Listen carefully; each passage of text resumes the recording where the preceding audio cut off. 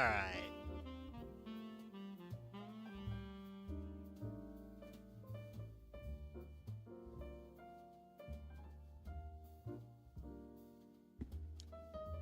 Let's hope I'm live. I'm live. Ha ha ha.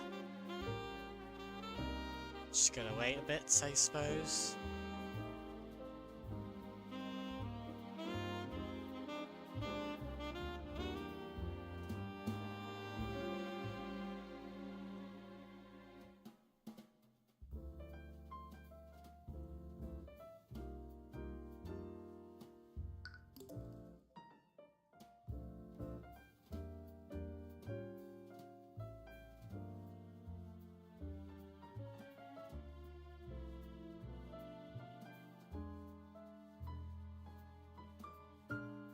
Walrus? Alright, sure.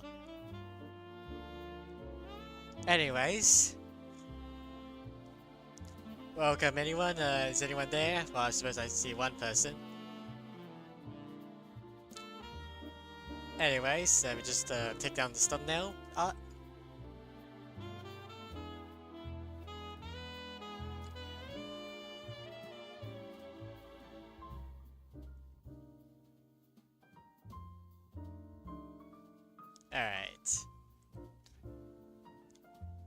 So I'm just gonna wait a bit just to make sure YouTube is, you know, responding well.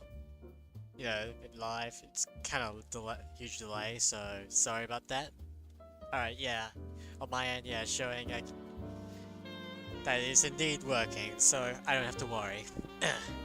So yeah, welcome. I'm just gonna be doing a stream. Just gonna turn down the volume actually.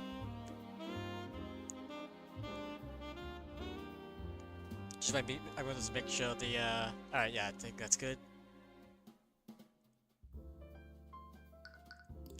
Alright.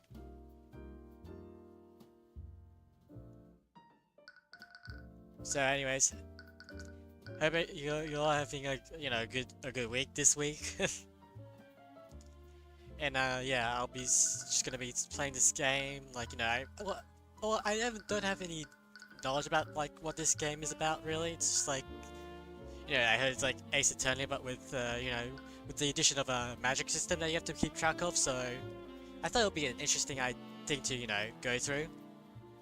You know, be a bit more unique. Just gonna turn up the volume again, just so I can, you know, hear my voice a little more clearer. Especially since I'm using suppressing the, you know, have to filter the voice and such, because like my last stream was full of breathing noises. But anyways, yeah, I'll start right now. Sorry for the delay. Alright, there's like 5 chapters. Or cases, episodes, whatever you want to call it. Cold-hearted. So let's start with episode 1.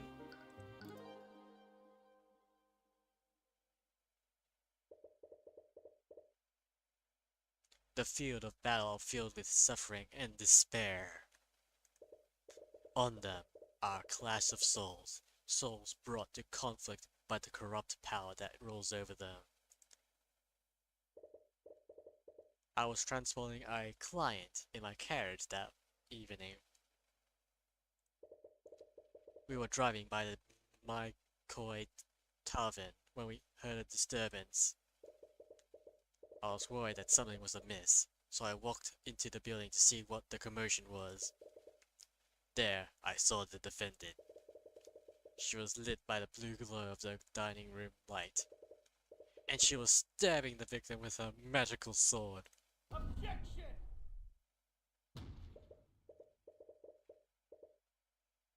Mr. Rodolphe, you testified that you saw my client murdering the victim.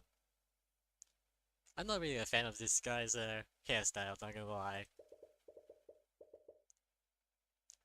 And you supposedly saw her casting magic while doing so. Yes, I could never forget such a grisly sight. That moment was burned into my memory. I see. Well, it's funny that you say that. How so? Because your entire testimony was a complete lie. What? Objection! Are you accusing the witness of perjury? Surely you know that such accusation can't be made lightly, Mr. Cuthbert. I don't know how to pronounce it. My accusation is far from baseless, Steelwin. Think about the state of the crime scene at the time of the murder. The witness couldn't have seen anything, much less a homicide. He knows something. But on this battlefield, there are still a few people who carries the ideals of justice within their hearts. But you have to wonder sometimes, are these ideals truly just? Or are they simply lies fed to us by our elders? Wow, very corrupt, erupt into the music. Damn it. Damn it! Flynn, you fool! Why can't you just listen to me? Ah, I see, so he's the killer? Rodolphe, I require your assistance. Yes, sir? But by the scald, oh lord, what did you killed him? Alert the town guard. Tell them that you saw his daughter fleeing the scene. I'm sure that neighbors heard them arguing with each other. They'll immediately suspect her. At once, sir. Episode 1. The Cold-Hearted Atrocrat. Yeah, I'm good at pronunciation. Required. Earlier that day. Wow, we're getting 2 flashbacks in the price of 1. This game is already amazing. Ugh. Yeah, indeed. Ugh. You feel yourself slowly scrambling to unbearable pain. Yes, Attorney Gaming. You don't think you'll be able to survive this much longer. Are you sure you're okay, Cuthbert? I'll figure out how to pronounce it, I promise. Eventually, I'm just gonna do a couple hours of it. I don't think I'll be able to complete it. This fun episode, maybe. But we'll see. Ooh, you look like you're about to pass out. Ah, she's the assistant, well, no, the assistant, like the mentor character, Ruby Tamora. Don't worry about me, Miss Tamora. I'm fine. Oh wow, Apollo Justice, is that you? You've been riding in this carriage for days. You are definitely not fine. With each bump in the road, you feel yourself becoming more and more nauseous. It takes every ounce of willpower just to hold down your lunch. I'm perfectly fine. If you say so. You feel the carriage drive over a huge, large bump in the road. You can feel it and hear your stomach wrenching in protest. That steal you ate for lunch doesn't taste nearly as good as the second time. Ugh. On second thought. That's better. You take a deep breath of fresh air. It's the first breath you've taken today that hasn't threatened to come back out. Sorry about this. I didn't expect the road in this town to be this uneven. Well, I suppose they don't get a lot of traffic here, huh? You've been on the road with your mentor for days. Together, you've been searching for a man named Flynn McCoy. Ah, is he the person that's gonna die? Epic. Really epic, guys. Supposedly, he has been a voice of dissidence against King Olaf for the last few decades. I can read. Trust me. You have no idea what kind of business Miss Tamora would have with him. But you know better than to ask questions about her affairs. That's pretty suspicious. Hello, travelers. Welcome to Corn Heaven. Haven. Fuck. A local merchant steps out from one of the nearby shops. He has a wild smile on his face, and he approaches your carriage with the enthusiasm of a starving vulture. Sure. Sure. Wide smile. Would a pair of dignified individuals such as yourselves care for refreshing drinks? Those clothes, they must be from the city. Okay, now that's interesting. We saw it earlier, but it's like I think I've seen this like in the Ace Attorney games, but you know I honestly haven't played the second trilogy games yet. Like I only seen like screenshots of it, so I have no idea. So anyways, moving on. I suppose this means he's joyful that we're from the city, but maybe because of money. You know, money. He certainly has a friendly expression, but his thought seems very analytic. Ah yes, very friendly expression here. Wide smile. Well, I don't need a drink, but... Mr. Mora glances at you, and your stomach rumbles in agreement. Cat emoji. Ah, of course. I have just the thing for an upset stomach. With a carriage like that, I bet I could fleece them for a lot. His thoughts and emotions are laid bare through your eyes of Horus. Okay, so we have some kind of mind-reading ability. But the merchant's expressions doesn't betray a hint of what he's truly thinking. Okay. You wonder if his false smile could get any bigger. Wow, that is a huge smile. It's reaching the moon, guys. At this rate, he might disclose his jaw. Oh, is he gonna die? Obviously not. How about 2 flasks of apple juice for 50 silver pieces? Alright. 50 silver pieces? You may find the price daunting, but this is organic and fresh-made apple juice. It's just store-bought juice, but I bet they can't even tell the difference. Wow, we're getting scammed, guys! Out of the corner of your eyes, you spot an empty bottle of store-bought apple juice. It's resting on the table inside the merchant's shop. Store-bought apple juice has been added to your notes. Oh wow, we are getting evidence right at the gate. It's suspiciously empty. Ooh. Tyrion would take mental note of notable clues he sees around the world. Ah, okay. Trust me, it's worth the extra gold. Normally, the price wouldn't matter that much to you, but you don't appreciate being treated like an easy mark. Alright, let's do this. Argument! Alright, starting an argument with another character. During an argument, your opponent will make claims you need to respond to, blah blah blah.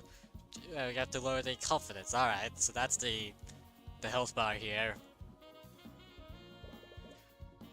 I think you need to elaborate. You said that this apple juice is organic, but where is it made? It's produced by the hard-working people of this town, of course. I only trade organic products. In a small town like ours, we only deal with locally sourced products. Now, this is where the fun begins. Presenting during arguments. I see. At least we're getting some crucial evidence stuff right at the gate. Contradiction goes here. You say that, but I can see an empty bottle of store-bought juice inside your shop. Why would you have something like that if you only deal with organic products? Oh, how did I get there? Make no mistake, I only have that because I wanted to see how my products compared to that of the city. And let me tell you, that mass-produced slop doesn't even compare to my product. What an obvious lie. This juice is far more than what I'm offering. Honestly, I'm offering a very good deal. Interpreting during arguments. Alright. I need to...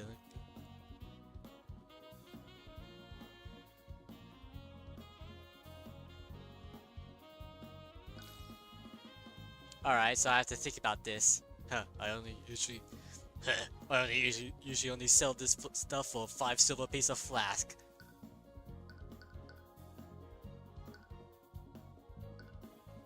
Alright. Intuition? Sir, it's obvious those flasks are only worth 5 silver pieces. How did you? Well, it's clear you're a very shrewd man. Right. Yeah, I win! Locally sussed. Wow. Oh look, a child. I'm so thirsty. Out of the corner of your eye, you spot a child watching you from afar. Her eyes are fixed on the flask of apple juice. How about 20 silver pieces for 3 flasks? Of course, sir. The kingdom of Wyvern God. Yeah, okay, that's good enough. Established several centuries ago by the 7th High Archmage. Of course, it's the number 7. It's always the number 7. The kingdom is currently ruled by King Olive the Wyvern God and the marriage of his nobility. The nobility will tell you that our marvelous kingdom is a land of prosperity and happiness. A land where its people share the wealth and succor provided by the kingdom's magic. Thank you. I haven't had anything like this in years. The child passing thoughts tells you exactly how much succor the kingdom is sharing. Oh yes, like mere 1%. Amazing. I didn't know you had such an eye for rural economy. Well, I suppose I just have a good intuition for this sort of thing. Or did you use another kind of eye? Don't get me wrong, your so-called Eye of Horus is an amazing gift. You should take every opportunity to hone it. But try to be more subtle next time. If I can see through you, others will be able to as well. Right. Okay, I see. So that's how I think I'm getting a... Yes, really economy, indeed. Also, yeah, I put in the chat in the corner here so you can kind of tell like when your messages are coming up. Anyways, I did some asking around while you were haggling. Supposedly, the McCoy Tavern it should be north of here. If my tip is correct, this should be the place. Wait, this is the McCoy Tavern? With the state it's in, calling it a tavern is being pretty generous. We find it hard to believe that this has a secret meeting place for distance. But now that you think about it, maybe that's the entire point. The tavern has been shut down for years.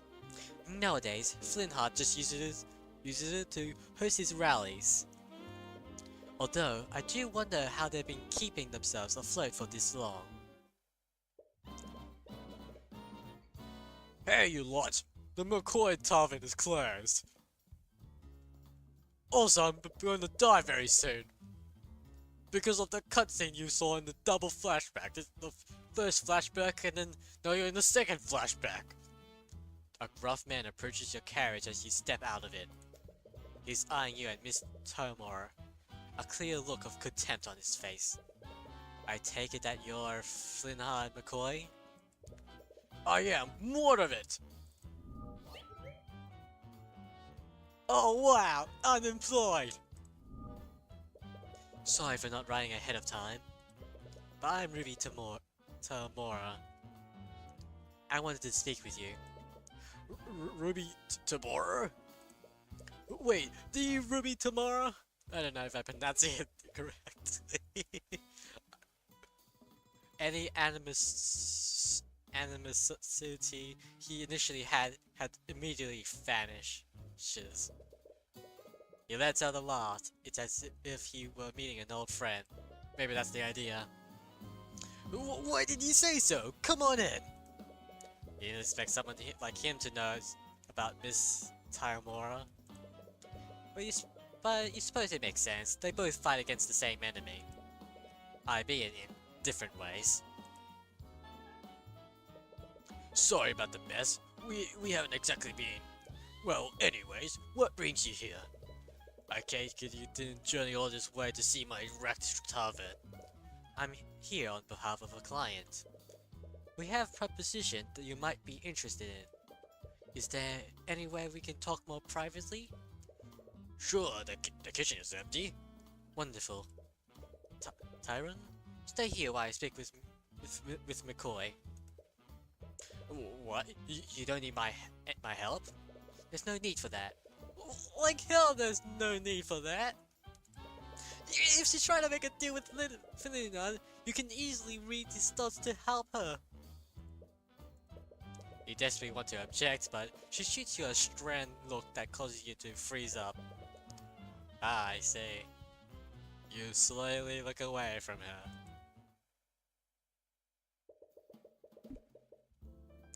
You spend some time waiting alone in the tavern dining area. It's already been hours since Miss Tamora and Flynn and Yahad went to talk in the kitchen. You can hear a faint murmur from behind the closed door, and you've been resisting the urge to eavesdrop.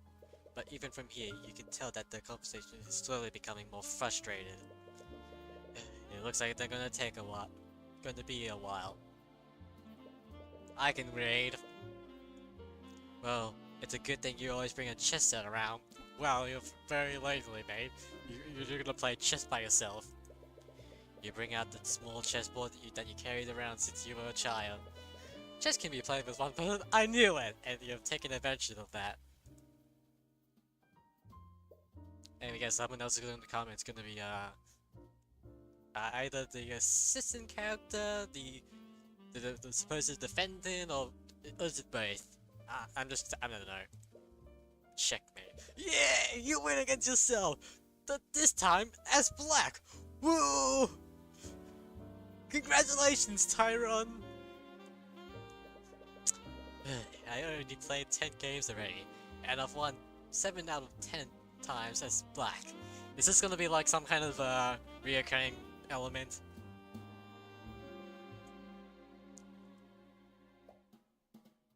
Hello? Statistically, what is more likely to win? Racism? Unbeknownst to you, you're thinking out loud. So why am I performing so much better when playing as black? If I blow up your house, will I be fined? Of course you will. Unless you do some, someone else's house, I can tell you if you want. And then you might not be, fined. So why am I performing so much better when playing as black? Oh fuck, I already read that. Hello? You still don't notice her, and you're verbalizing your thoughts just as fast as you're thinking them. Am I becoming overconfident as why? Because it has a first move advantage? Or perhaps that very advantage is affecting my choices and making me play in a suboptimal manner. The terror of the economy. Indeed, it's scary. Very scary, mate. It's downright terrifying. If a personal quirk is making me play illogically, then I need to correct it. Hey! Oh, that was a weird voice I did.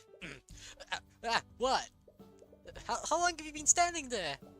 It's been about time you noticed me. I've been trying to get your attention for a while now.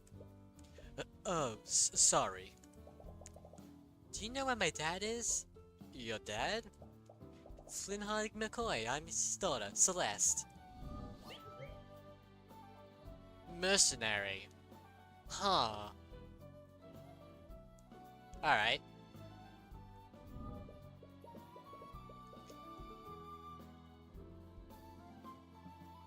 Oh, Flint Hunt is speaking with my mentor right now. Huh. How old is she again? Wait, can I check something?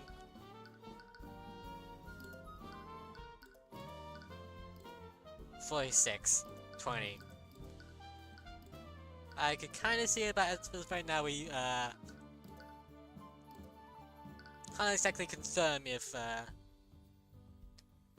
about the last name. That's a bit of a problem because I don't know. Seems like we know something that. Will this become an important clue? I don't know. We'll see. Oh yeah, we should probably save just in case. How many save? Oh, there's only like what 5? 1, 2. I can't tell. 5, 6, 7, 8, 9, 10. Okay, 10. That's decent actually.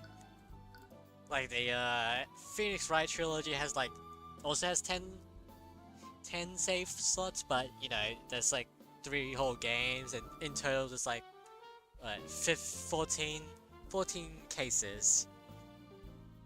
So you know what, this is kind of more forgiving. Oh, Flynn is speaking. Yeah, you said that. Can't believe I forget. What's this? Ah, okay. Ah, I wanted to show him something. Do you know when they'll be done? I don't know. They've been speaking in the kitchen for a while now.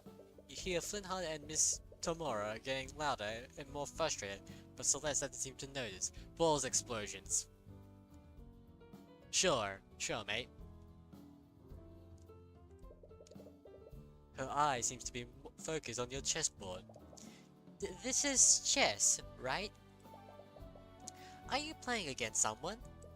Oh, I'm playing against myself, actually. Oh, that's... You feel a judgmental stare. Playing alone helps you develop new strategies. Plenty of professionals do it.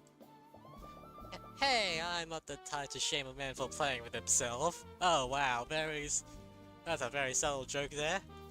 That's... Relax, I'm just joking. Anyways, if you're still waiting for your mentor, do you want to play a game? Oh, you know how to play? Sure, I've read about this before. She read about it? The table is so dusty. Celeste takes a seat on the other side of the table. She tries to set up her side of the board, but fumbles with the pieces. She stares at one of them, confused. How do I arrange these things again? A part of you regrets accepting her challenge, but it would be impolite to back out now. Here, I'll arrange them for you. Thanks. Checkmate. You defeated her in 2 moves. Oh, is it like that in like that YouTube video? Like you guys should probably seen that YouTube video where was it Shlad? I don't remember who. Like it was beaten by someone in 2 moves, and it was just hilarious. If I do find out, maybe I'll post it on somewhere. I don't know. Blank face. Okay, yeah, I think she's definitely gonna be the accused. Like, there's no way. There's no way she's not getting it. Not gonna be the defendant. Like, I don't believe for a second she's not. How did you do that? You decided against telling her what the name of that mate was. Rematch me! I want a do-over! Sure, why not? It's not as if you have anything better to do anyways. Celeste's brow furrows as she tries to decide on the next move. But she hasn't realized that the game is already finished. Here! She moves her knight into a position to attack your queen. It should have stopped your assault on her king, but... Checkmate. Our scholar mates this time. What? Come on, how do you keep doing that? You looked at the closed door to the kitchen. Flintheart and Miss Tomora's discussion is becoming louder. It doesn't sound like they will be done anytime soon. Again! I'll definitely beat you this time. For someone who has clearly never played before, she's quickly improving with each game. It's impressive. She's observing your strategies and adapting them to her playstyle. With the way she's playing now, she could even defeat a nationally ranked noble. Checkmate. But even so, you've been playing this game a lot longer than she has. Ugh. How are you always one step ahead of me? It's like you're reading my mind. As if you would ever even need to. Skill issue moment. Indeed, very much a skill issue. Ha ha ha. Just one more game. I'll get you this time. Wait, hold on. I just noticed something. Transmutation. Huh. I suppose we'll learn about more of this arcane magic soon. Also, is anyone new in the chat? Hello? Or is it just one person who's able to clone himself 4 times? Anyway, it doesn't matter. Anyways, hello.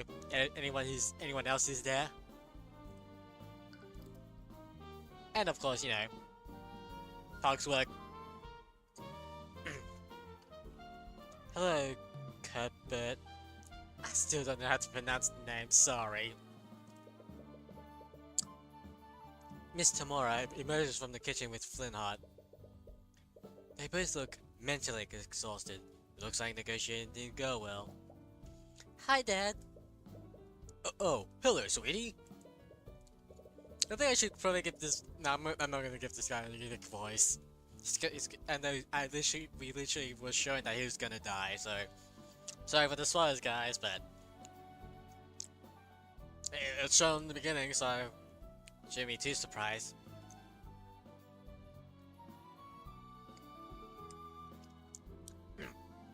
Sorry, I'm chewing something. Flintheart looks irritated, but as soon as he sees Celeste, he quickly hides it behind a smile. You wonder what their discussion was about. What's this? Some kind of game? Mr. Mora glances at pieces on the board. Don't feel too bad about losing to him. He's nationally ranked. Oh, you're a professional. Is that why you're wearing a suit? No, chess is just a hobby. I'm actually a defense attorney. An attorney? Speaking of which, we should probably be on our way. Bro is the moocher? You're gonna have to explain to me what that is.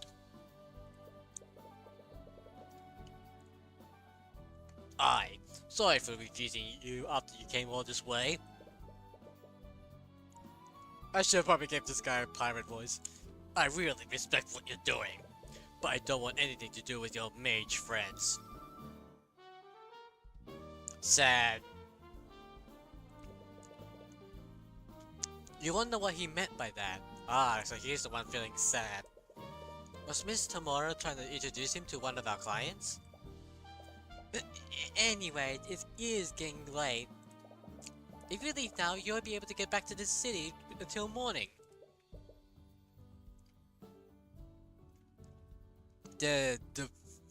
Nora? Okay, I'm not gonna bother then. I clearly just don't know. Kind of like my ish me than an issue. Okay, that doesn't really work as much. Anyways, where was I? She's right. This region is littered with bandits and migrants. I've never seen this one before, honestly. There's so many words that I don't know about. You wouldn't want to run into them this late. I guess you have a point. We have plenty of empty rooms that you can stay in until morning. It's the least I can do after you came all this way. Well, if it's not too much trouble, we may as well stay here until tomorrow. The tavern is shut down, but we still have some sheets and blankets. I'll go get the room ready. So is this where the murder Wait, not yet. Alright, so it's gonna take a while until we get to the actual murder. Anyways, Celeste and Flintheart leaves the dining area to get your rooms ready. You're left in the dining room with Miss Taimora. So I take it that the negotiation didn't go well? No, I didn't expect him to be so stubborn. Honestly, I have no idea what that man has against mages. Alright. I wonder why. I actually don't know why. Well, there is one way to find out. Why are you being so secretive? If your business with Flintheart is related to our client, I can help. It wasn't important, and your presence was not necessary. That's such an obvious lie. But you can't read a single thought from her mind. She had years of practice hiding her thoughts from the eyes of Horus. Ah, okay. So that's why we can't seem to read her mind. Also, how useful of a ability is that as an attorney? At this point, what's the point of lying if you can just use their own thoughts against them? No, I'm sure that's not how this game will go about it. I'm sure you'll still need evidence. Celeste enthusiastically came back down the stairs. But she seems to have noticed the tension between you and Miss Tamara.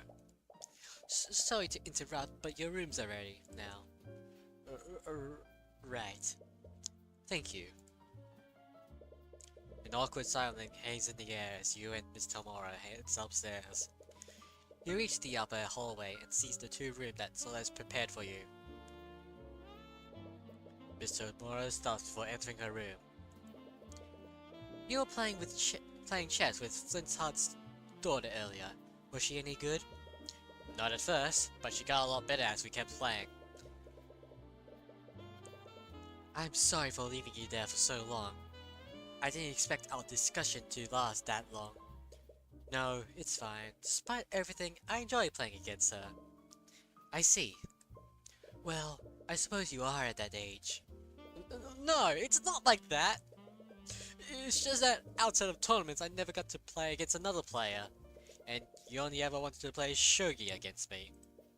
Because Shogi is clearly superior. I don't know what Shogi is.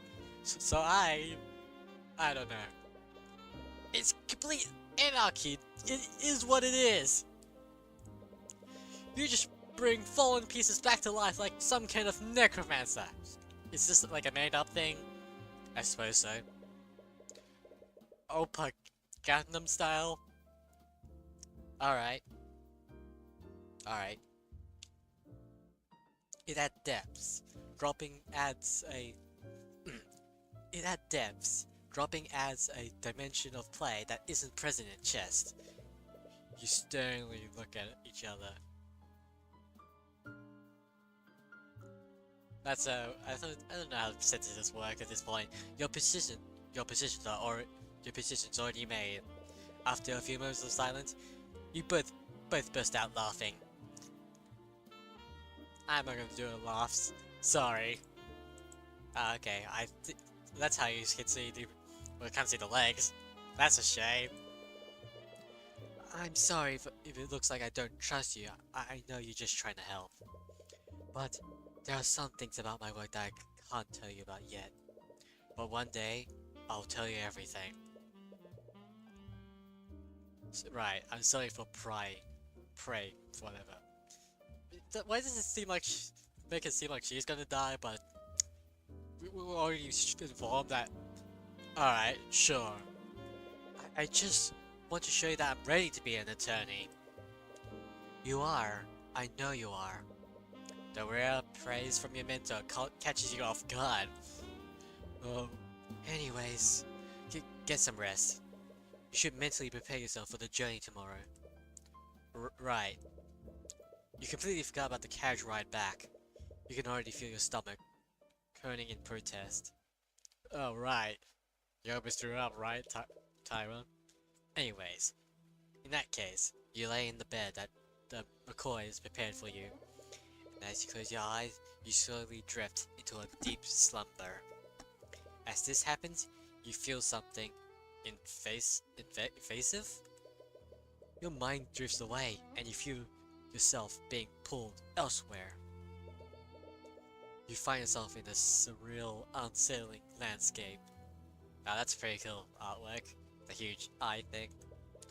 You're fairly certain that you're dreaming right now, but some instinct in the back of your mind tells you that something is fundamentally wrong about this.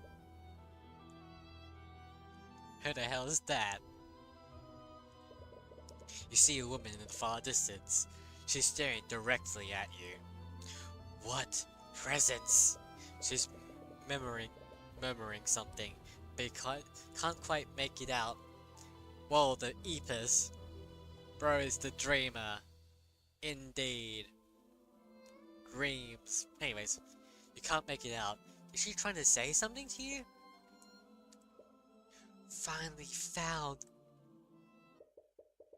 I finally found you, Havenspawn. What the? Okay. What a creepy looking lady. Very creepy. Actually, bro is the nightmare.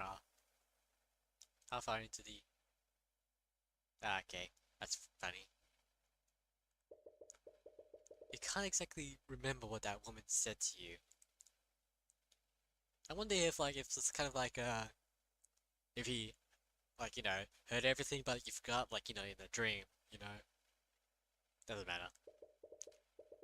But whatever her words were, they sent a piercing chill down your spine. Your breath is heavy and your heart is beating at 100 miles per hour. Wow, that's very fast. Calm down. It was just a dream. At least, that's what you tried to tell yourself. Please, just let me explain. I don't want to hear it. Hear the voices of Celeste and Flintheart ring out from downstairs. It must be extremely late. What could they possibly be arguing around at this hour? I want you out of my house! Out! A dead silence lingers in the air before you hear someone rush out of the tavern. Tavern, whatever. Whoever left slams the door behind them. What was that all about? It's none of your business. You only met those two today. It'll probably be best not to get involved in their affair. And as you tell yourself that, a brief image of Celeste's smile appears in your mind. Damn it. You slowly make your way out of your room, but the hallway is nearly pitch black. You can barely see a few inches ahead of you. You have to watch your step to avoid tripping. You run into Flintheart, who is slowly walking up the stairs. Even this close, it's hard to see expression in the dark. Sorry, I just heard. Right, I forgot you two were. His words trail off. Is everything okay? Sorry, I'm just going to... You awkwardly shimmy past Flintheart to head down the stairs. He doesn't move out of your way. It's clear his mind is elsewhere. You arrive at the dining room, but you don't see Celeste anywhere. Honestly though, it's hard to tell with how dark the room is. Celeste, are you still here? You don't receive an answer. You remember hearing someone slam the front door earlier. Your eyes are drawn to the tavern entrance. Celeste? No answer. Celeste, where are you? Ugh. That's this guy again. The merchant you spoke with before steps out of his shop holding a lantern. He appears to be irritated by all the noise you have been making. Oh, you're that kid from before. Do you have any idea what time it is? This isn't the city, you can't make a bunch of noises like this. Right, sorry. I was just looking for Celeste? Who? Celeste McCoy, she's Flintheart's daughter? The merchant's expression becomes a little colder. Taven. Have I been pronouncing it wrong? Tarvin. Tarvin. Yeah, I'm gonna search it up. Sorry for any...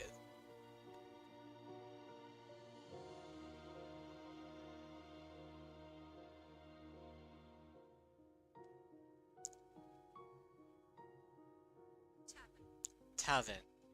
Tavern, damn it! I've been pronouncing it wrong, haven't I? Anyways, the merchant's expression becomes a little colder. Do you know them? What do you want with that bastard? That damn mage. What? Those two probably woke up half the street with all their yelling. I don't need you keeping us up too. If I hear any more noise, I'm gonna call the town guard. Before you can get a word in, the merchant walks back into his house in a huff. You look around, but you still don't see any signs of Celeste. You decide to continue searching. I can't believe I said those things to her. She'll never forgive me for this. I see your temper is short as ever, Flintheart. You! Honestly, how do you live in this darkness? Luxo! What are you doing here? And how dare you bring that witchcraft into my home? Ah, okay, I see what's going on. Let me just double check the profiles. So, I suppose Luxo would be the first thing to come up. None. Transmission. Huh. Bodyguard? Wait, wasn't it mercenary before? Something's up.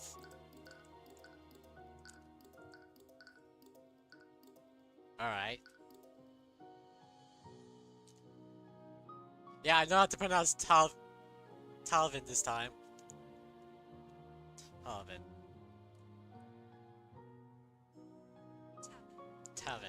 Talvin.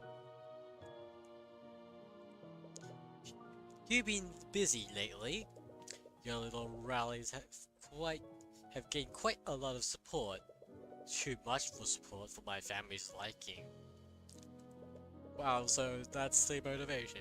And what, you came all this way to convince me to stop? You have my words. If you stop spreading distance, no harm will come to you or your family. Ha! Your words is as good as the dirt you lick off King Oliver's boots. As if I would ever trust the words of a murderer like you. Flintheart, please. As someone you once called a friend, I'm only gonna ask you one time. Friend? Friend? I'll be dead in the ground before I ever called the likes of you a friend. Get out of my house. I don't have time for your nonsense. Unfortunately, I don't think you'll have much time for anything.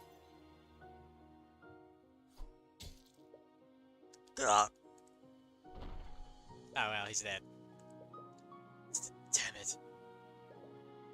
Damn it! Flintheart, you fool! Why can't you just listen to me? Rodolph, I require your assistance. Oh wow, we're getting to the first flashback! Finally! Yes, sir? By the Scout Lord, what did you... You killed him! Alert the town guard. Tell them that you saw his daughter fleeing the scene.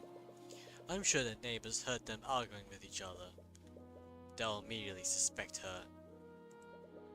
At once, sir. You've been searching for Celeste for a while. How long have you been outside? 2 hours? 3? How long it's been? It's clearly been a toll on you. Where is she? What am I going to do now? You hear a faint voice. Could it be? Oh! As you peer behind an old tree, you finally found her. She looks as tired as you are, probably even more so. Her eyes are puffy and red, but she's been doing her best to hide it with a smile. I've been looking all over for you. Oh, sorry. I guess we woke you up?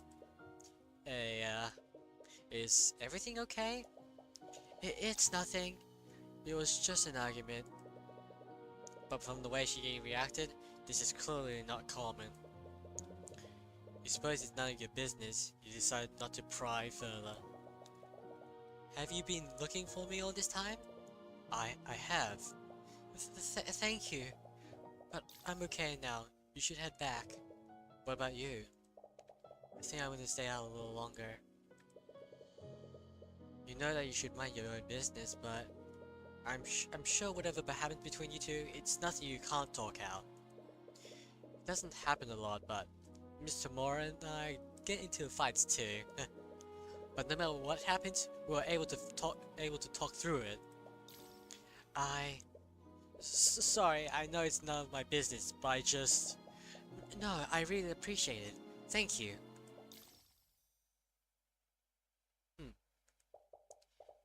You're right. Let's go back. What? You're right back at the McCoy Tavern. Tavern.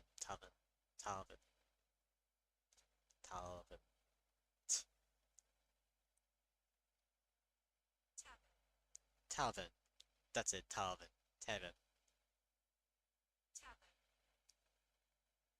Tavern. Anyways.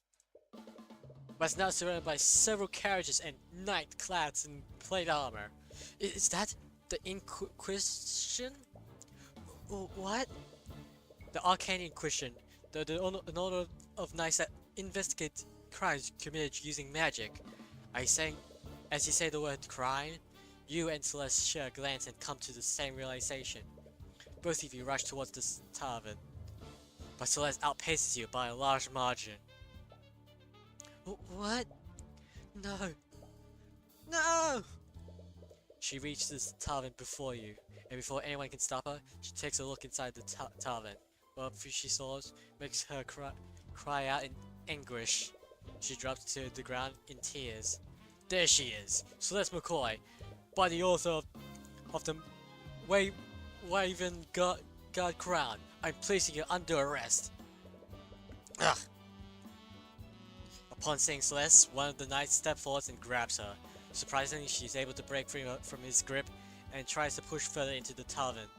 Noticing the commotion, 3 other knights rush to grab her and begin dragging her away. She kicks and screams against them, desperately trying to break free. Even between the 3 knights, it's taking all of their strength to subdue her. What are you doing to her? What is going on here? Tyrion. Mr. Mora approaches you. You breathe a small sigh of relief when you see that she's okay. Mr. Timora. Bah, I should have known he was one of yours. Just stay out of your way. Mr. Mora, what's going on? Why is the Inquisition here? I'm surprised myself, but from what I understand, Flynn Hart McCoy has been murdered. Murdered? Epic. Freaking save. We have a save system.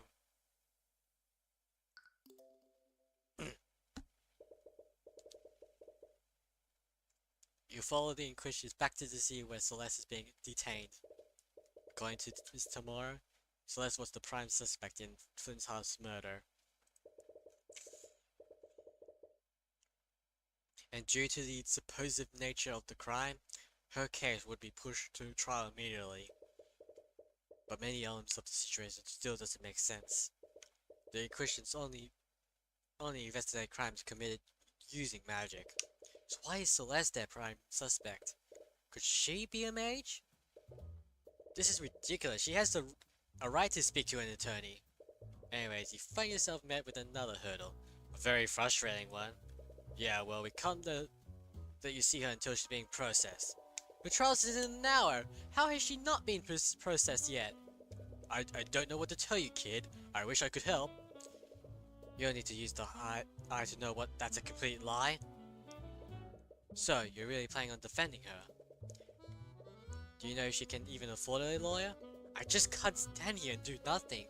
You saw them, didn't you? There's no way she would murder her father like that. I know that look.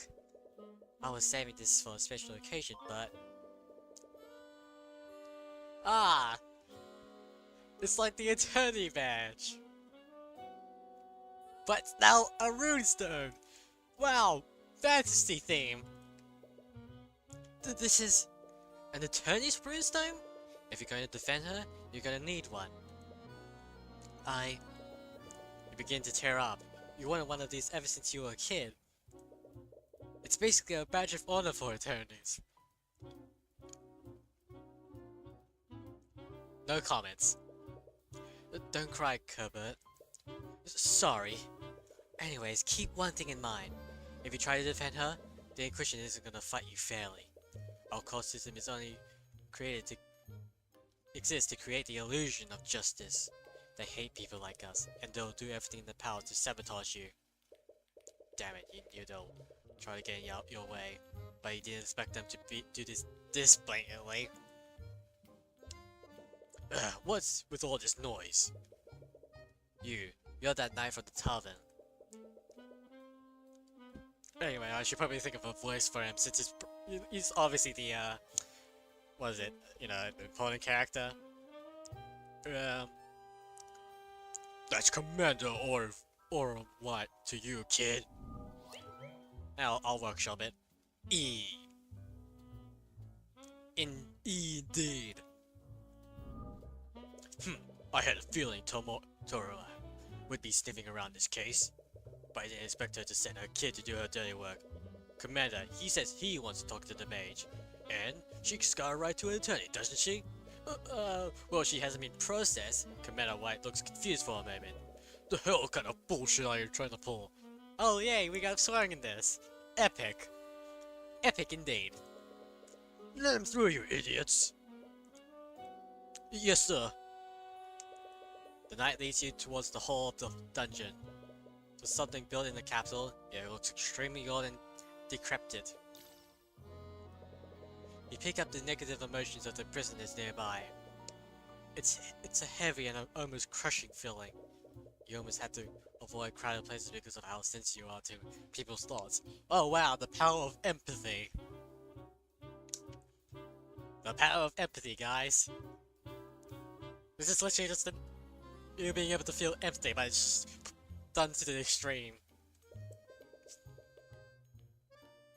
You never felt this much concentrated despair before. And there she is. Oh, it's you! Celeste is lying down on the cold floor of one of the dungeon cells, but she immediately gets up as soon as she sees you. What are you doing here? Miss Tamura told me about what happened to your father. I'm so sorry.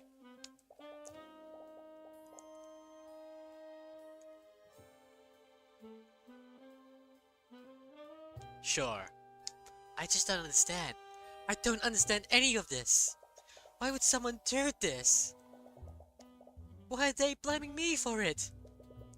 I'm not sure about the details, but it's clear that there were elements of magic involved in what happened. Since they arrested you based on that evidence, I can only conclude one thing. Celeste, you're a mage, aren't you? There's no sense in hiding it anymore. Yes, I am. Do you have noble blood? Of course not. Why would you say that? Sorry, but the ability to use magic is hereditary. Most mages tend to have some kind of noble blood. I honestly don't like thinking about that. I'm the daughter of Jolins and Flintheart McCoy. That's all you need to. I need to know about myself. It would probably be best not to push this matter further. Anyways, you were probably arrested because you're a mage. What? A crime was committed using magic, and you were the only mage around at the time. Is that seriously the only reason? I only know how to cast one spell! The Arcane Inquisitor doesn't care about the truth. They only care about closing their cases. Celeste, your case is being pushed to trial. You're going to be brought before a judge within the hour. What? No one told me anything! Damn it, they weren't even planning on telling her? Well, if you have me, I'll be your defensive counselor for the trial. Oh, right, I forgot that you were an attorney. Will you really do that for me? After everything I've seen them do, I can't just stand by and do nothing. But they're a part of the kingdom. Do we even have a chance? It's hopeless. Celeste, man, king or god, I won't let them do anything to you. What? Sorry, it's just something I have a habit of saying. No, don't apologize. I really appreciate you doing this. It's clear this entire situation is bittersweet for her. Because of the Inquisition's delays, you haven't had any time to investigate the crime scene. You were confident before, but you begin to doubt whether or not you can really do this. Everything is happening so fast, it feels unreal. Indeed, it is happening so fast. I wonder why. No, you have to do this. This is the exact reason you became a lawyer. No matter what, you'll quit, Celeste.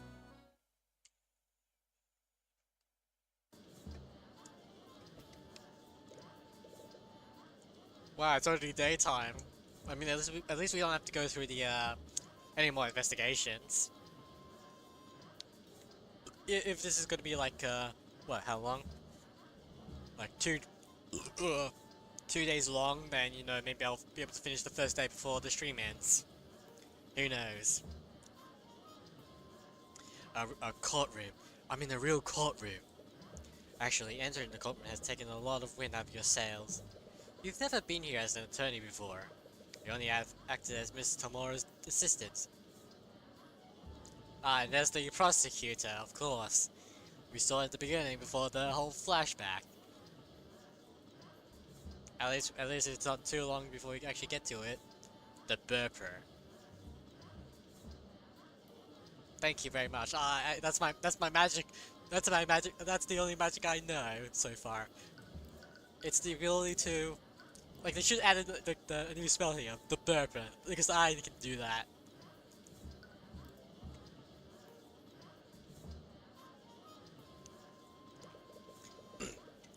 The woman at the prosecutor's bench is staring at you. Mr. Morrow mentioned her before you went to see Celeste. What was her name again? You think it was Aria Steelwind?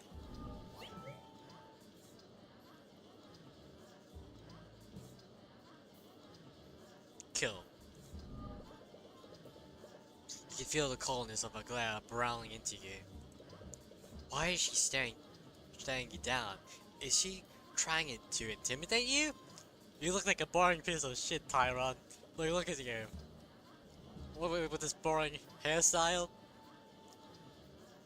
Trying to look like a Danganronpa character, but without in the whole game? I don't know, at least it's in first person. For the investigation parts. Because I don't think I can stand your boring looking design with your black suit. And blonde hair. That's why I'm hair color racist to blondies.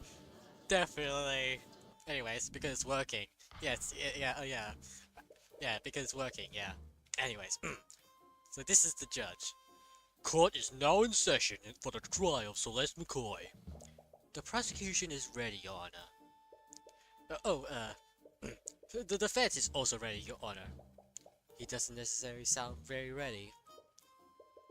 Regardless, let's begin the proceedings. Prosecutor Steelwind, please list the charges. Yeah, that's why I'm only doing voices for like side characters and using like trying to use normal-ish voice for main characters I think that'll be like, you know, important. The defendant is Celeste McCoy, a mercenary for hire and a registered mage. Huh. Wait, did she just say mercenary? Yeah, did you not see the... Huh. Good.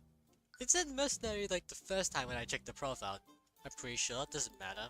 I'll check in the, maybe it doesn't matter. It probably doesn't really matter, actually. Shouldn't really overthink this, right? Anyways, wait. Did you just say mercenary? Yeah, I had to take up a job after my family's tavern was shut down.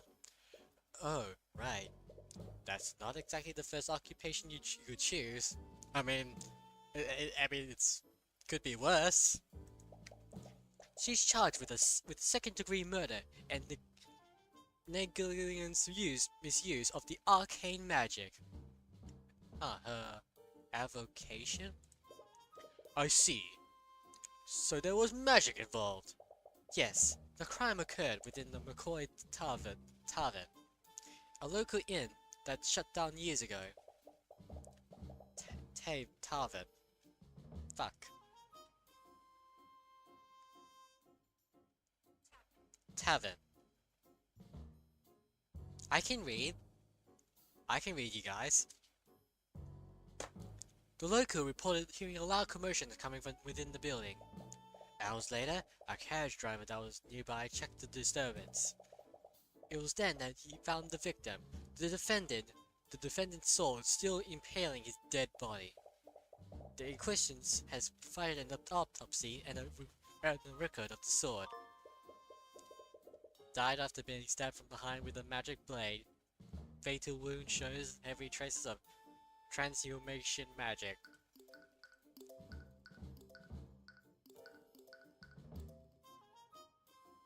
I see. Mercenary bodyguard, actually that does kind of make sense. Anyways, yeah. Celeste's sword. The alleged murder weapon. It's an orientally designed sword, but it has no magical properties. What was the defendant's relationship with the victim? I see they share the same last name. The defendant is the victim's daughter, but not by blood. She was adopted into the family when she was an infant. Her birth parents are currently unknown. Ah, okay. I see. What an unfortunate turn of events. To begin, the prosecution would like to call Commander Ormel White to the stand. Witness, please state your name and occupation for the court. Name's Orem White. I'm commander of the Arcane Inquisition. Orem, could you please testify about the details of the Inquisition's investigation? Yeah. Here we go, the testimony. We got a call late last night. Someone discovered a dead body inside the McCoy Tavern.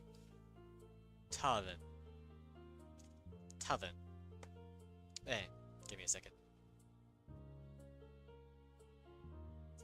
Tavern. Inside the McCoy Tavern. When we arrived on the scene, we found Flintheart McCoy dead on the floor. The defendant's sword was still inside of him. We have several witnesses who heard the victim and the defendant in a loud argument before the body was discovered.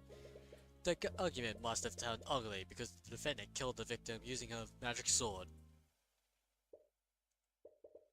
Isn't that really incriminating?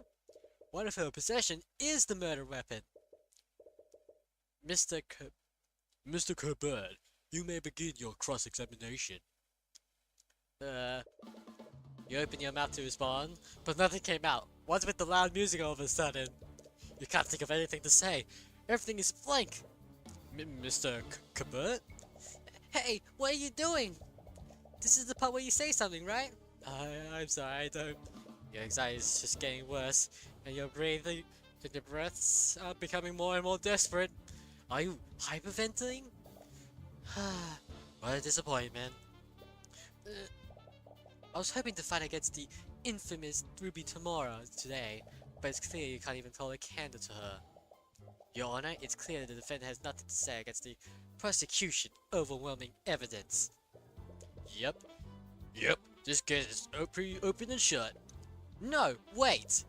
This isn't what's supposed to happen. I'm sorry, Tyrion. I couldn't acquit Frey.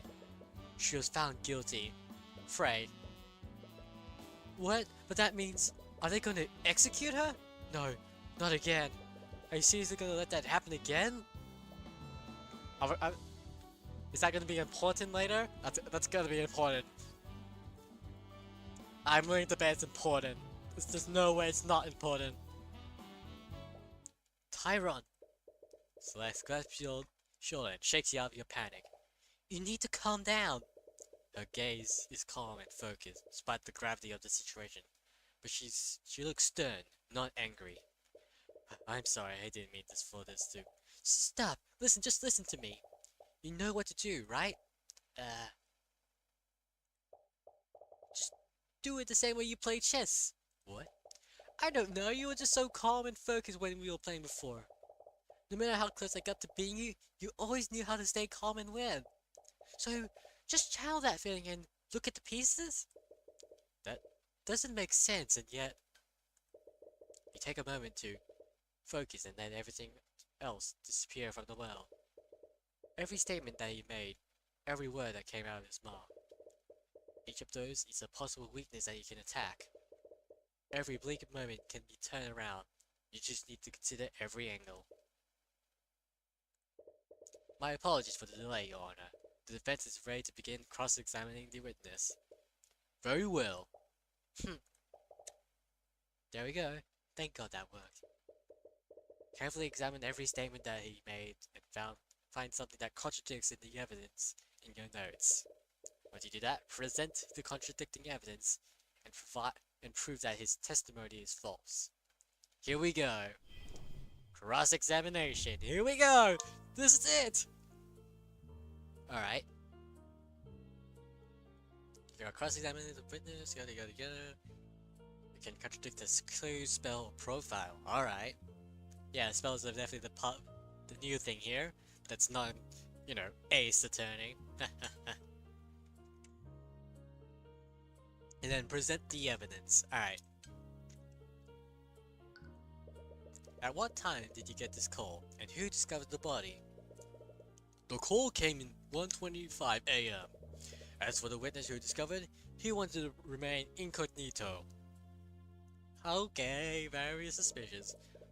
It's not unusual for a witness to stay anonymous. It's well within their rights. But this would be a lot easier if you could question the witness directly. Cat emoji. What happened when you arrived, Commander? When we arrived on the scene, we found Flynn McCoy there on the floor. The defendant's sword was still inside of him.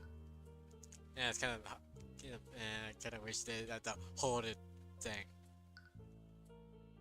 Yeah, well. How did you know that the sword was my client's? The sword is made of some kind of special alloy. I think it was forged out of the country or something. It'll be hard to mistake something like that. We've also had several eyewitnesses who verified that the sword belongs to the defendant. She made no effort in hiding it from the public. Quite the contrary, she was quite proud of showing it off. But even if the sword belongs to my client, that doesn't mean she was the one who stabbed him. Yeah, well. We have several witnesses who heard the victim. How did they know it was my client and the victim that were arguing? You were there, weren't you? You had to have heard them before, too. Every witness we talked to knew it was them. Yeah, well. Okay, that sprite was actually pretty good before. You're on it. It's clear the defendant is playing devil's advocates. Even he should have recognized that voice. This is... bleh. Well, they got you there. The argument said ugly and the victim sure. That's conch. I know that word exists, okay? I don't know how to pronounce it. I swear I can read. Weren't there plenty of people around who could have committed the crime? That tavern has been closed for years. The defendant, the victim, and Ruby Tomorrow were the only ones there before the body was discovered. Plus, the murdered weapon definitely belonged to her. Well, it's a given Miss Tomorrow didn't do this, as it will be hard to prove that someone else was at the crime scene. But you can't help but feel there was something off about what he just said. You shouldn't have panicked so much before. His testimony is straightforward, but that will make this easier. Assuming that Miss McCoy is innocent, there has to be a flaw in his logic. You just need to compare every statement to each piece of evidence in your notes. Once you find a contradiction, present that piece of evidence to the contradicting statement. Alright. Time to do my favorite thing to do. Save scum! Alright. I think that's fine. I think this is the one. Alright, so present. Huh?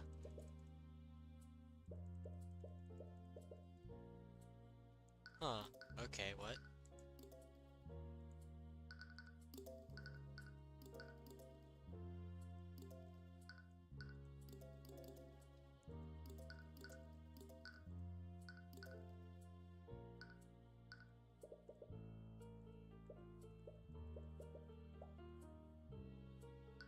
Huh, what?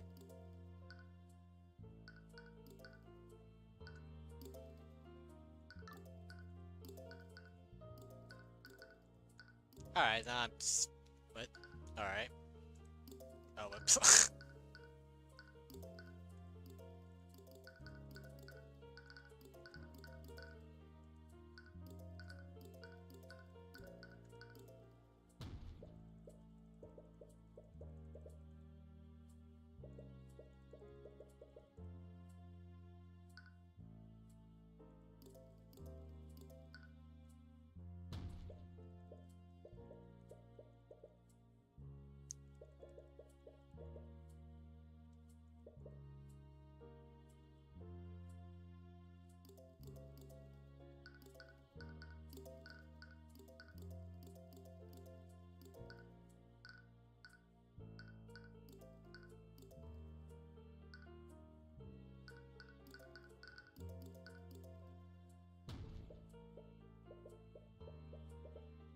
Alright, Alright, I have to figure out how to do this, hmm.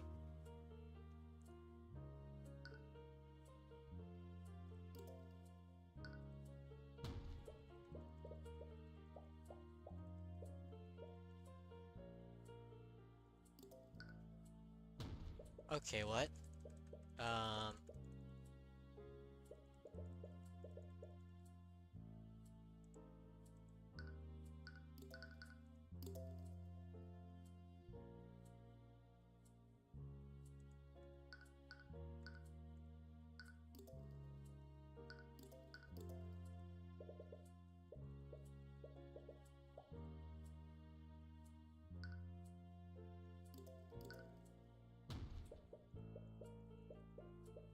Huh. Alright, what?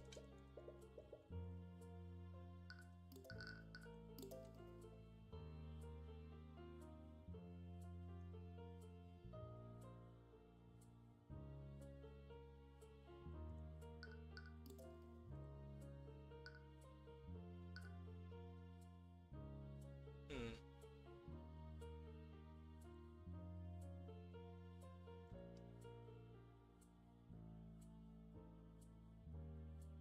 Maybe that. I'm just gonna do a few things just to figure things out.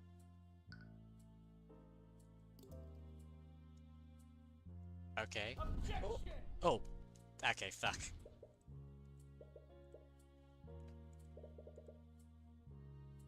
Oh, okay, yeah, this is just the... Yep, felt. Do we not get any? Okay, I don't think we have health points here. Oh, pfft, fuck it. Okay. Alright, one more thing. Where is it? Albine. Q. QERTA. Alright, you know what? That's fine. Good.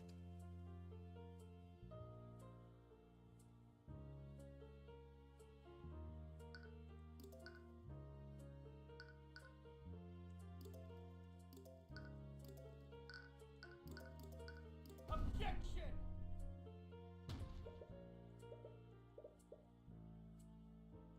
Well, at least we don't get the punishment. Oh, hello, Celine Hart XO. Welcome to the stream. I'm playing Ace Attorney but with magic. Tyrion Cuthbert, Attorney of the Arcane. Trying to figure out like what I'm supposed to do here. What could be contradictory? Don't think it's that. That makes... Don't think that would be it. That definitely makes sense. It definitely has to be this one here.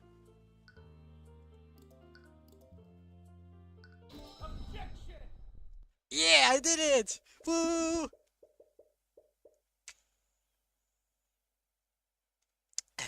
Anyway, ooh, that feels like I'm gonna birth. Yeah. Anyways, Commander White, you testified that the victim was killed using the defendant's magical sword. Am I correct? Yeah, it's pretty obvious. Pretty obvious when you look at the crime scene. I think I'll actually have to disagree with you on that. The defendant's sword couldn't have possibly been the better weapon. What are you talking about, kid? The sword was inside his body! Of course that's what killed him! That may be the case, but take a look at the autopsy report. It states that the fatal wound had heavy traces of magic. So how would a non-magical sword leave traces of magic on the body? Also, yes. Yay! I did it! My first objection! What? To leave a trace like that, the wound would have had to been created with something magical. My client's sword may look fancy and expensive, but is entirely mundane. That doesn't make a lick of sense! If the sword didn't kill him, why was it in the body? Yes, I find it quite strange as well. Well, there's only one reasonable explanation, Your Honor. The wound was created magically, and someone shoved the sword into the wound afterwards. The hell are you talking about? The defendant is a damn mage! She could have easily killed the victim using magic. That may be, Commander, but why would she kill the victim using magic and then stab him with her sword? She would just be incriminating herself. Yeah! No, if anything, this series of events proves one thing. Someone used magic to kill the victim, and then they pushed my client's sword into the wound to frame her. Objection! Don't get ahead of yourself. What? Your Honor, the defense is trying to spin the facts in his favor. He claims that a third party committed the crime and used the sword to frame the defendant. But wouldn't the simple explanation be this? Magic was being channeled through the sword at the time of the death. That is what left the magical trace in the body. That actually makes sense. You know, it's good to have like a prosecution just, easily just bounce back real quick before anything happened. You know, when you make a very obvious, objection. Commander, please tell the defendant how the murder was committed using magic. What? Alright. I think I see where you're going with this. Here we go again. It's true that the sword itself isn't magical, but magic can still be channeled through it. That defendant over there? Her spell compendium has a spell called Mage Blade. She must have used it on her sword before stabbing the victim.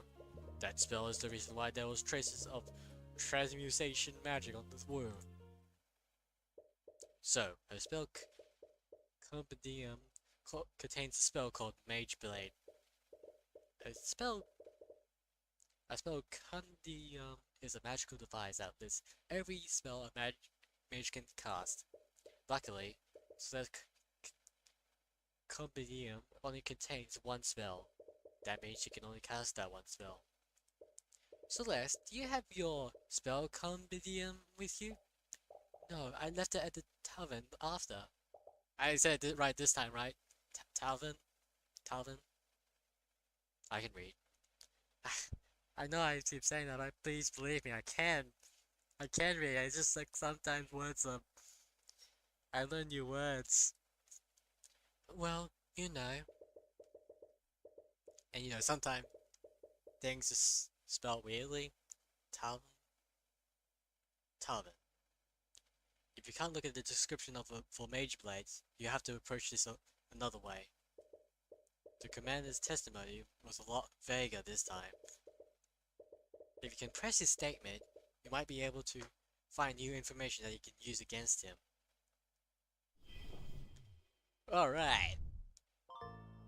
Pressing statements. I already know how to do that!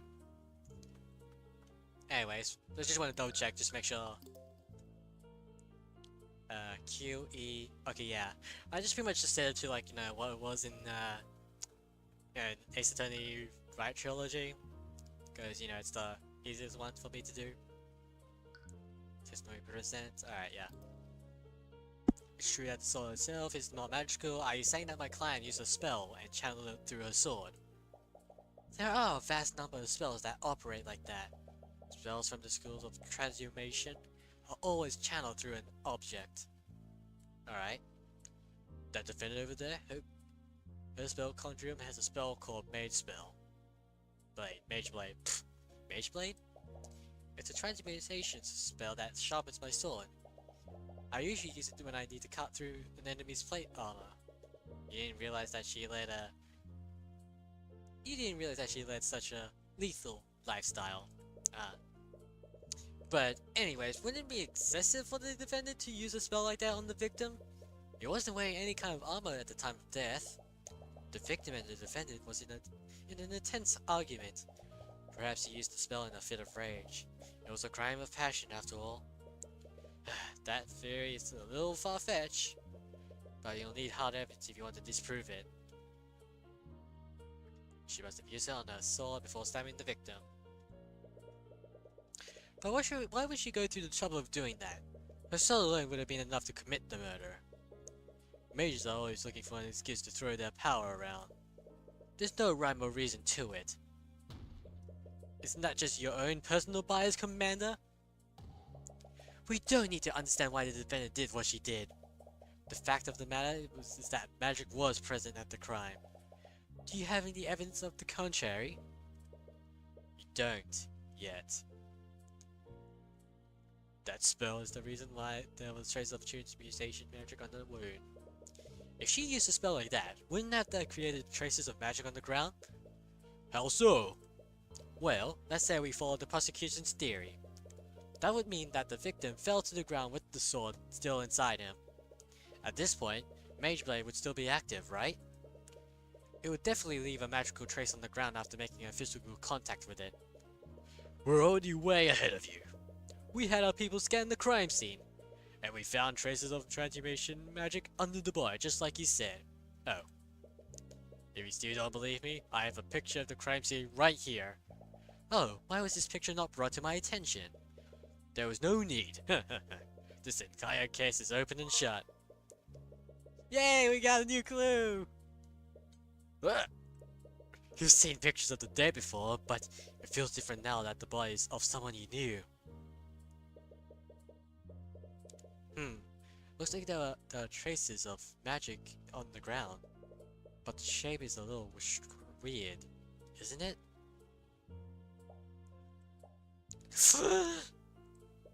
What was that just now? Oh, we're getting somewhere.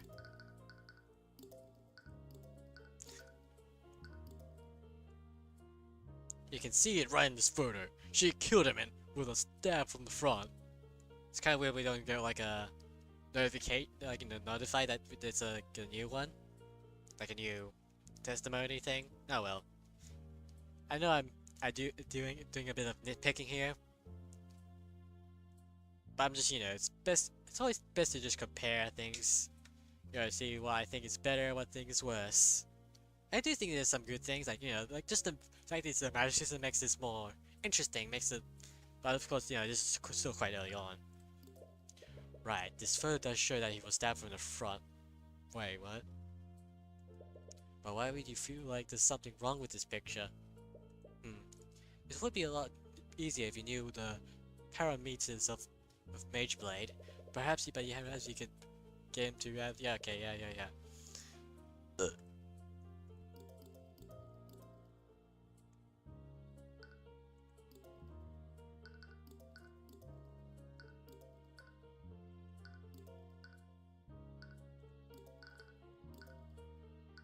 Objection!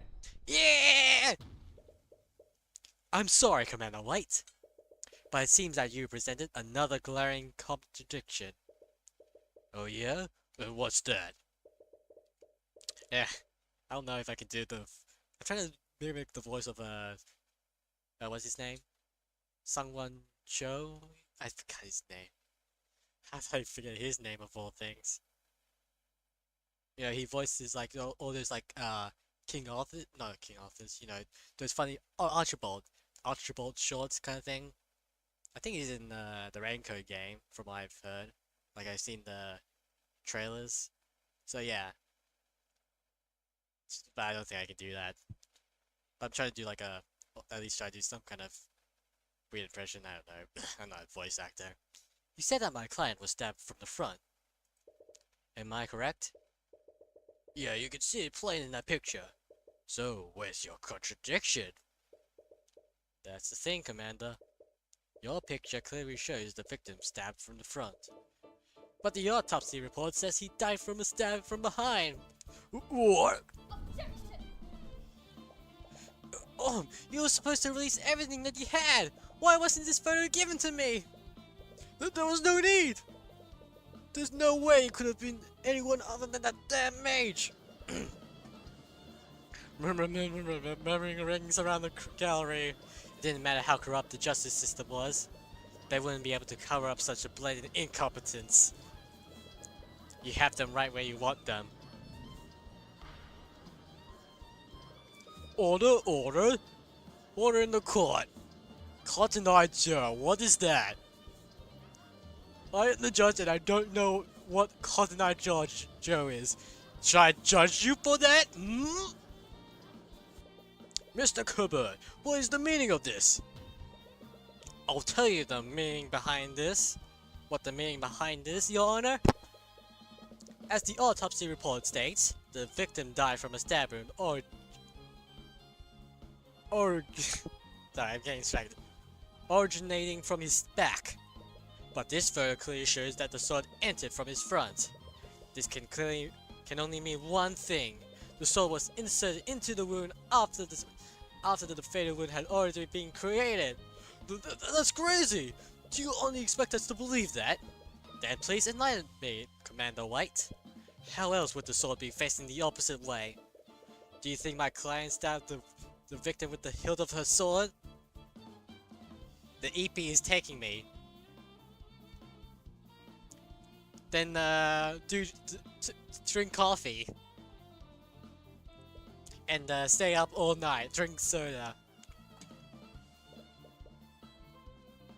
Yeah, I didn't think so. What really happened is clear. The real murderer stuck the sword through the victim's wound to implicate my client. But they made a careless mistake and stuck the sword through the opposite side. Objection! Oh. It appears that I underestimate you, Mr. Cuthbert. I think I finally figured out the pronunciation of his name. Of his last name. But you still gotten ahead of yourself. Really, Miss Steelwind? I believe that Mr. Cuthbert had adequate cast doubt on your case. Oh, did he now? Then let me ask you one question, Mr. Cuthbert.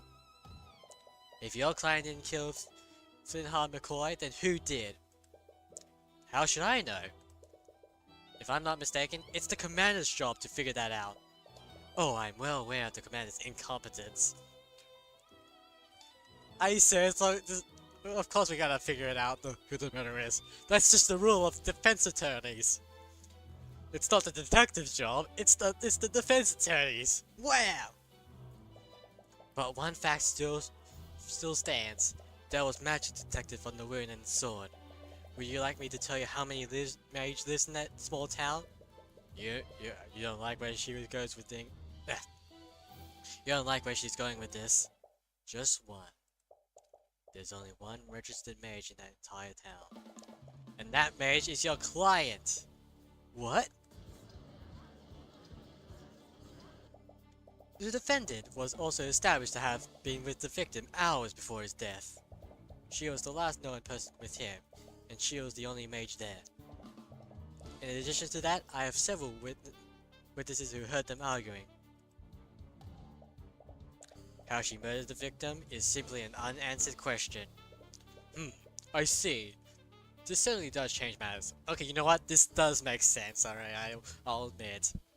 If it was just another simple murder of someone getting stabbed, then sure, yeah, I can see.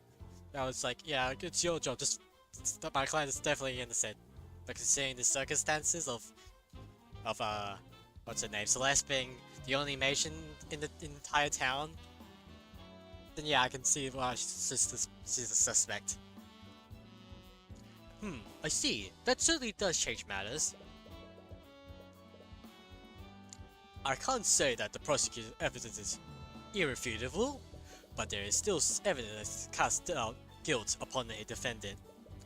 Damn it, you almost had them. There are far too many unanswered questions for me to pass a verdict. We will give law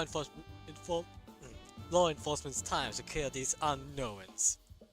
I'll suggest that they conduct their investigations more thoroughly this time.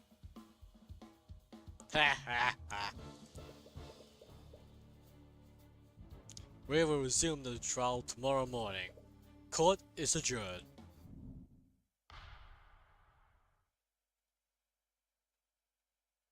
Yay, we did the first day!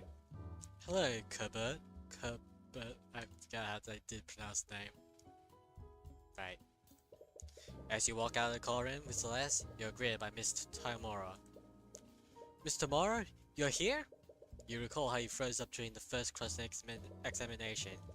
You feel a little ashamed that your mentor saw all of that. Well, at least at the end of the day, you were able to pull it together. And once you did that, you performed adequately. On that note, I wanted to give you this. Ah, there we go. Celeste spell Condium, as we noted to your notes.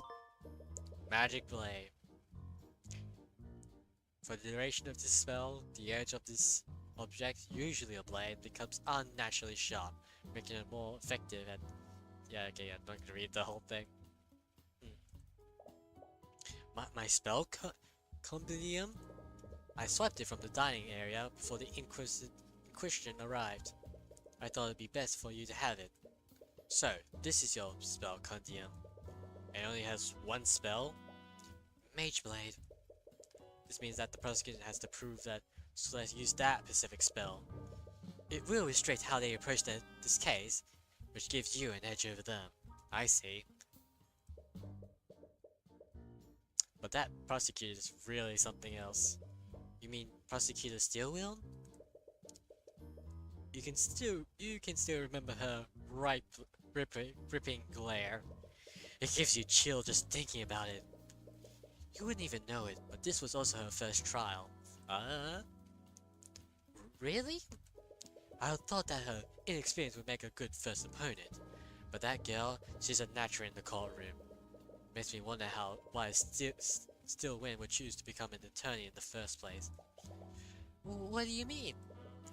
The Steelwinds are a powerful noble house. Of the noble families, they are one of the few who answers directly to the king. Most members of the family takes high-ranking position in the kingdom's military. So it's a bit strange to see that she's chosen to become a prosecutor despite that. Alright. Steelwind. I feel like I heard it somewhere before. In any case, it's best that you focus on the trial. You have about a day until the court resumes. Right. Now that okay. I mistook the names. Right. Now that I have time, I'd like to ask you some questions, Celeste. Namely about that argument you had with your father. Oh. See the bell of staring daggers at Celeste. It looks like they're waiting to take her back to her cell. Whatever questions you have for her, will have to wait. I should probably go. Celeste walking away while avoiding eye contact with you. Bringing up her argument with Flintheart may have struck the nerve. I'll use this opportunity to investigate the crime scene. I wouldn't be surprised if the Inquisition missed something. You utterly embarrassed them today. Don't expect them to make the same mistake twice. Right, there's still a lot we don't know about. As much as I hate to admit it, your skills of deduction far surpass mine. And if anyone can figure out what happened that night, it's you.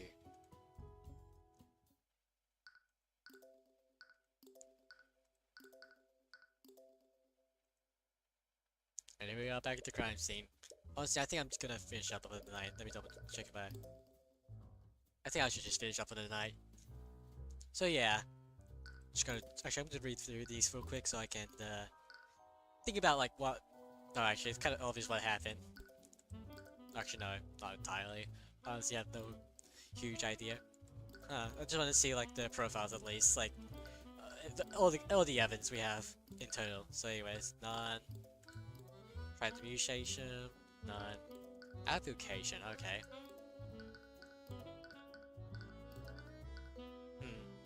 Concentration. Okay, so this requires concentration, gestures. I don't know what that is.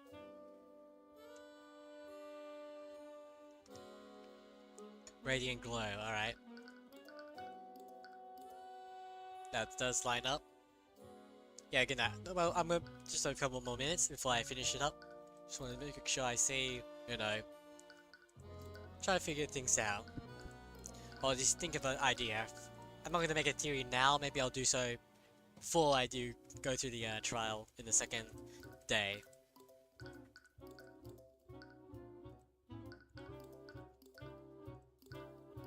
I like how we just have this one profile that's out of place here.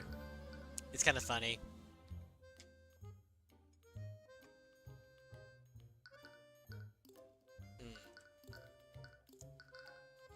Just in case. Alright, yeah. I think I'm gonna finish up for the night. So yeah, this was fun.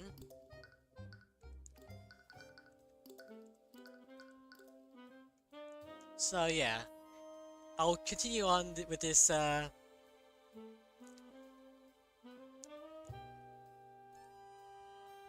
like tomorrow.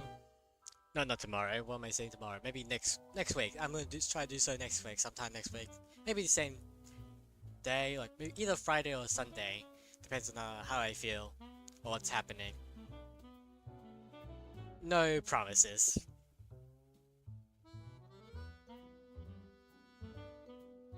Either way, it's been fun.